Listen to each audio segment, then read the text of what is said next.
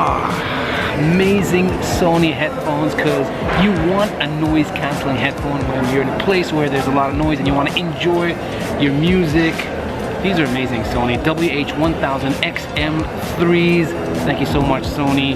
But I am at the Emirates Festival of Literature on the first day because I'm here to support my wife Ahlam, who is the new festival director in its 11th year. Okay, I digress. That is not the real reason why I'm doing this vlog. The real reason is International Women's Day, which is happening next week. I think we're under a week away, and I thought, what a cool idea if I got one of the top bloggers in the world to come and visit Dubai for the first time to write about women in the UAE. I have a huge amount of respect for this person. She's worked extremely hard to reach where she is, but the answer that I got was a little bit disappointing for me. She said she cannot come to a country which condones slavery and has draconian laws.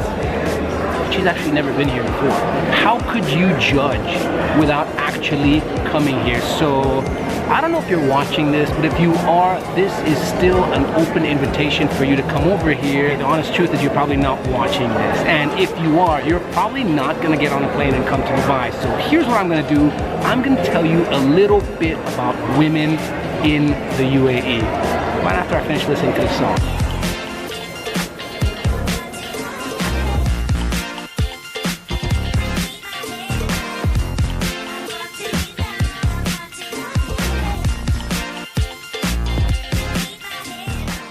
Peeps, I'm here at the Women's Museum, a place which I did not even know existed until very recently, and I love that there is one place over here in Dubai which you can come and understand the history of the integration of women into the society. Victoria, thank you very much for hosting us here at this beautiful Women's Museum, which I believe most people here do not know exists. Yes. It's a beautiful thing, and I wanted to ask, why is there a women's museum to begin? Okay, that's the very common question I received. It was about this whole area, which I believe it's the heart of Dubai. All the people of Dubai, or say 80%, they were staying in this part of Dubai. Now, after the 60s, people start to be wealthy and to move to another place, which is justified. But gradually, the identity of the place were lost, and that feeling create for me really sadness and pain. Why? This is the place where we grow up, where we study, where we know each other. So just the feeling brought the idea of doing something. I remember that this house I visited when I was maybe 6 or 7 years old, and my mother, when she sent me to this house, she said, go to Bayt al-Banat, which means the house of the girls, because the two ladies there, they were not married. Just Bayt al-Banat brought the idea to doing something about history of women.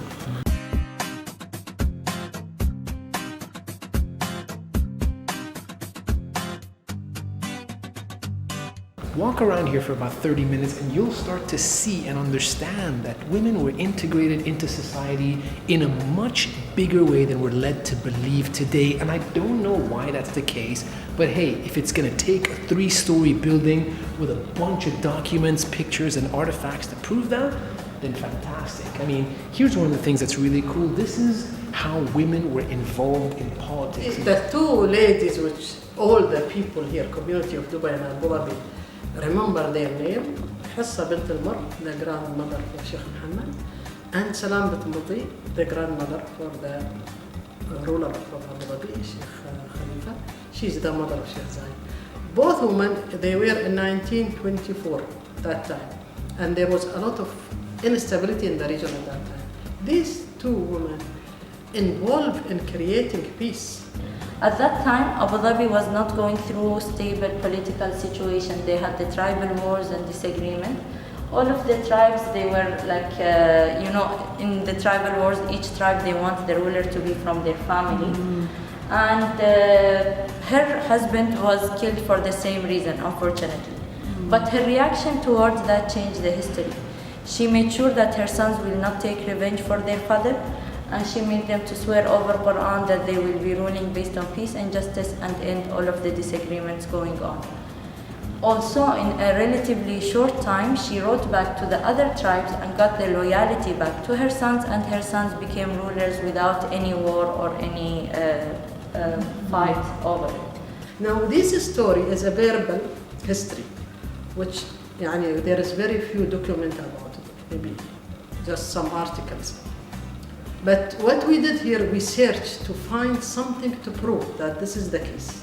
So I went to Britain on the British Library before it used to be called the India office, because all the documents were there.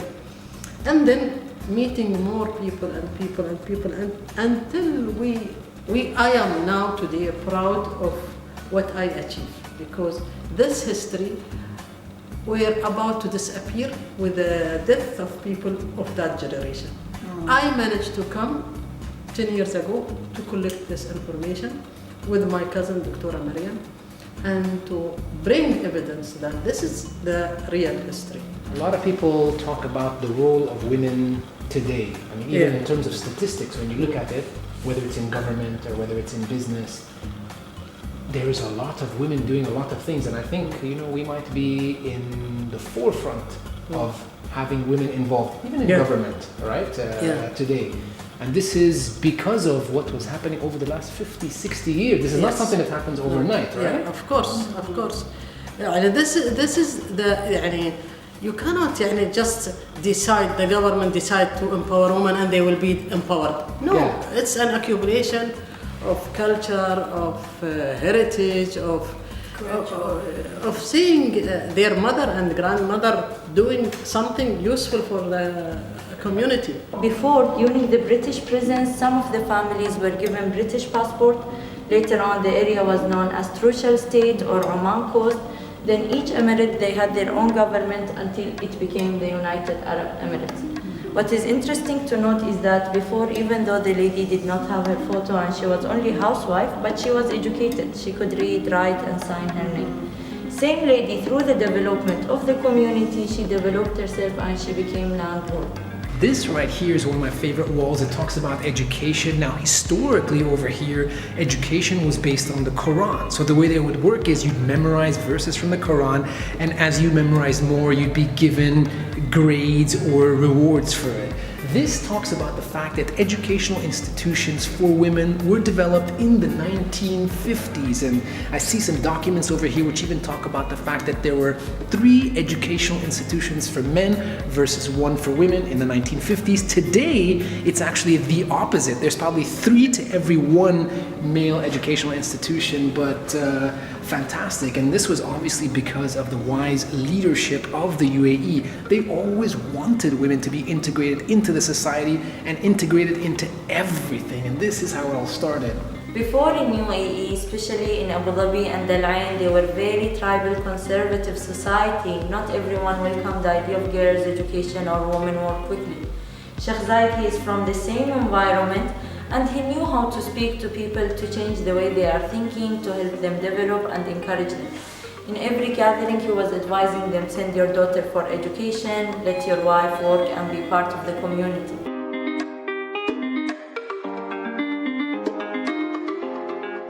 Okay, here's another part that I really like. This is about women in business. Now, let me tell you something about the UAE, which maybe you already know. The UAE was heavily involved in the pearl diving trade in the early 1900s, up until the mid-1900s. And what used to happen is that the men would go out on a boat for anywhere between a month to 6 months, leaving the women and children at home. At that time, due to lack of resources, their economical activity were very simple.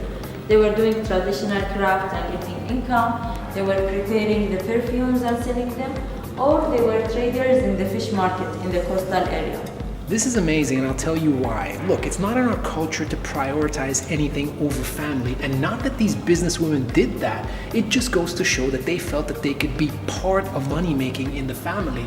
They didn't feel like it's something that they shouldn't do or couldn't do. From 60 to 90, after the oil discovery, the area developed significantly. Women were very active part of this development after the oil discovery. They were very active in real estate, They had trade license for different companies, and on a smaller scale, the lady would own a taxi car that she would rent it to the driver, and then by the end of the month, they get the income. And I think the most active time for women in UAE, independent women, from the 1965 to the 80s, when every lady want to do a business, want to open a company, want to travel and bring items to be involved in a trade.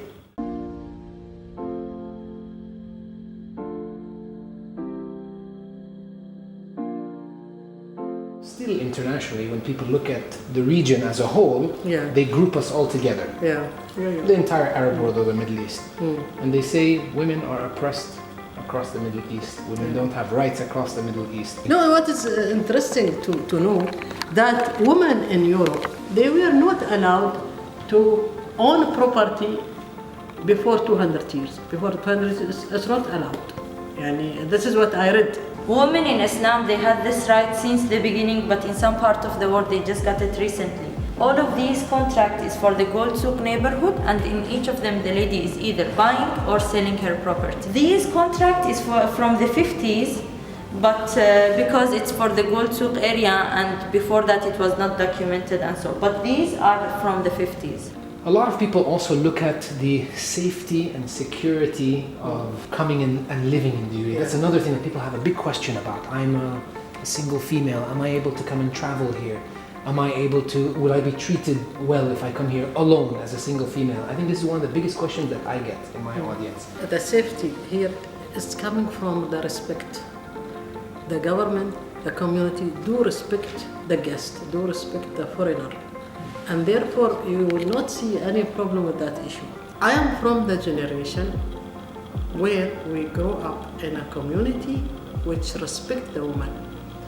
I was not called with my father name, I was called with my mother name, Rafia, daughter of Aisha. And also the neighbors around us. So from that point, you could feel that the people here are proud of the woman. This part is showing the dance. This is the dance in the desert area, and this is the dance in the mountain area. This artwork is done by the founder to honor the burqa. Before it was tradition, when a lady gets married or she reaches to the age of marriage, she starts wearing burqa to cover her face. You can see it has different designs and eye opening. It depends on the age group and the area they come from. The younger the lady is, she would wear a wider eye opening, like the one down, and as she grew older, she would wear narrower one, like the one up. This was a ceremony, Sheikh Zayed visiting Ras Al Khayma, and they were welcoming Sheikh Zayed with their traditional dance. Peeps, this picture I love so much because it tells so many stories. What's amazing is that this picture was taken in the 1950s, I believe, because it's in black and white, but you'll see that some of the women have their faces partially covered and some of them don't have their faces covered, and that's because the ones that have their faces partially covered are married, the others are not. You'll also see that the women are very beautifully and yet modestly dressed. They don't have their full faces covered. Even the older women don't have that. But also, you'll see that their hands are not covered, their legs are not covered. That's just a great snapshot of Emirati women, their culture, their attitude, their dress, their demeanor, all of it. I love this. And as you know, in Islam, women are not required to cover their face. It is just a culture to dignify women, and it is not religious-based. I don't like those women who cover their faces in Europe. What is for? Islam says, show your face. Yeah. And Islam, when we go to Mecca, we should be with the men mixed, no segregation. So why in Europe I will go and put this? Why I want to be distinguished among the others? If you are a real Muslim, you don't need to do that. If you belong to an ideology, that's another issue.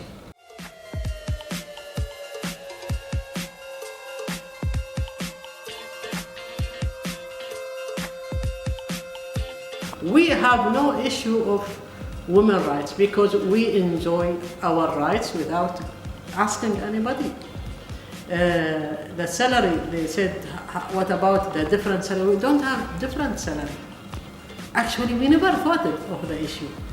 So this is actually how this museum enlightened the situation. I have a good story to tell. I have a very beautiful history to elaborate more about it. Today, the Women Museum is a reference for the 90% foreigner living with us who know nothing about us. Peeps, I'm not gonna say I told you so, but I hope you learned a thing or two in this video. If you do get a chance, come to Dubai and see for yourself. That's all I have to say. Happy International Women's Day, peeps.